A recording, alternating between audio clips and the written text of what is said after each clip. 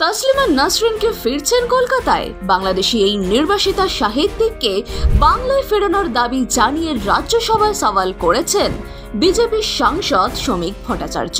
1994 সাল থেকে বাংলাদেশ ছাড়া তসলিমা।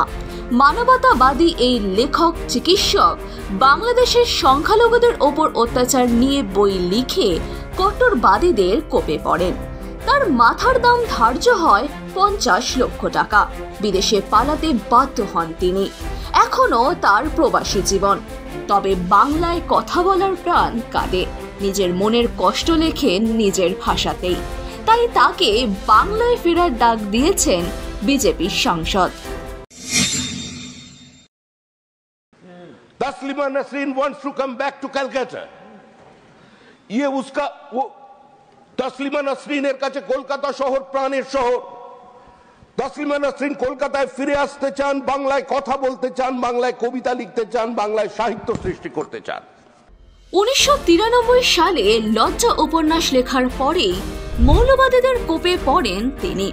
লজ্জা দ্বিখণ্ডিত সহ বেশ কয়েকটি বই নিষিদ্ধ হয় তার। দেশ ছেড়ে ইউরোপ আমেরিকায় দীর্ঘদিন কাটান। তারপর 2004 সালে ফেরেন কলকাতায়। কিন্তু এক কংগ্রেস নেতা আপত্তি তোলেন। মুসলিম ভোট হাতছাড়া হওয়ার ভয়ে চুপ করে থাকে তৎকালীন বাম সরকার। পরে কংগ্রেস তাড়িত ওই নেতাকেই তৃণমূল সাংসদ করেন মমতা।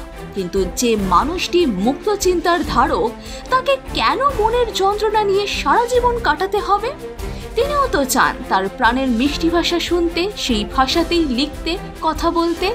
তাই কেন্দ্রের কাছে তসলিমাকে কলকাতায় ফেরানোর আর্জি শ্রমিকের। এ ব্যাপারে আপনাদের মতামত লিখে জানান আমাদের। লাইক দিন, সাবস্ক্রাইব করুন বেঙ্গল ফ্যাক্টস।